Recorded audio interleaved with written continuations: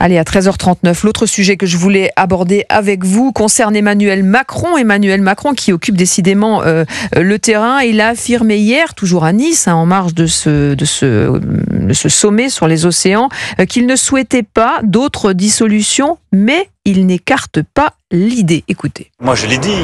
Évidemment que j'assume la décision que j'ai prise. Je l'ai prise il y a un an. Est-ce que je pense qu'elle a été comprise? Et est-ce que je pense qu'elle a permis de clarifier les choses? Non. Après, mon souhait, c'est qu'il n'y ait pas d'autres dissolutions. Mais mon habitude n'est pas de me priver d'un pouvoir constitutionnel. Parce que si des formations politiques décidaient d'avoir une approche totalement irresponsable et bloquer le pays, peut-être me retrouverais-je dans une situation où je dois utiliser la Constitution. Donc j'ai pas l'habitude de dire que je n'utiliserai pas la Constitution. Mais mon souhait, c'est de ne pas le faire. Voilà, et Emmanuel Macron qui continue à nous faire du en même temps, Gabriel Cluzel. Oui, un an jour pour jour après la dissolution. Exactement, mais ça lui permet surtout d'exister. Peut-être ben que oui, peut-être ben que non.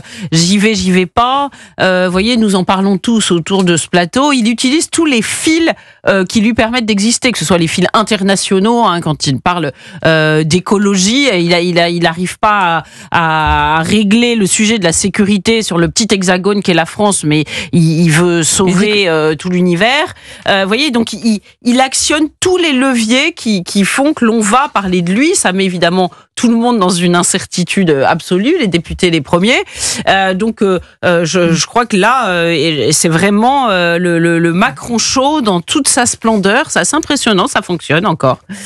Moi, Paul Melun. Unpopular opinion, comme disent les jeunes. Moi, je fais partie des rares personnes... Ce côté, il entretient le flou quand même. Oui, mais moi, je fais partie des rares personnes qui considèrent qu'il a bien fait de dissoudre il y a un an, et que même si les conséquences, elles ont été déstabilisantes pour le pays, parce que de fait, il y a eu une tripartition, notamment à cause de la fameuse alliance électorale, qui ne dit pas son nom, de Gabriel Attal avec LFI, mais avec le NFP. Mais globalement, quand on redonne le pouvoir au peuple à l'occasion d'une élection, parce qu'on constate aux européennes qu'on est minoritaire, moi, je faisais partie de ceux qui disaient quelques semaines avant, donc je vais pas me dédire, il devrait dissoudre, comme ça, il redonnerait le voix au chapitre aux Français. Donc, j'étais pas contre. Quant à une prochaine dissolution éventuelle, j'observe ses prudences. Il a pas tort. C'est-à-dire que là, il est possible que François Bayrou soit censuré très bientôt.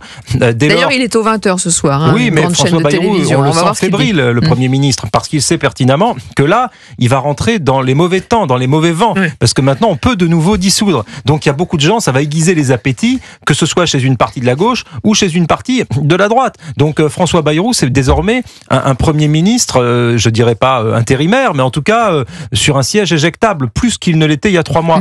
Donc, tout peut changer, et donc, que le président de la République n'exclut pas de faire une dissolution, oui, parce que si François Bayrou est renversé, il aura le choix, ou il rappelle un Premier ministre issu du bloc central, et avec le risque qu'il lui arrive la même chose, ou alors il dissout. Donc, il n'est pas exclu qu'il y ait une dissolution, en effet. Ce qu'on comprend entre les lignes, c'est qu'il dit, finalement, la France est assez ingouvernable. Alors, il dit, on peut considérer qu'il a eu raison de dissoudre, mais enfin, le résultat est quand même assez dramatique.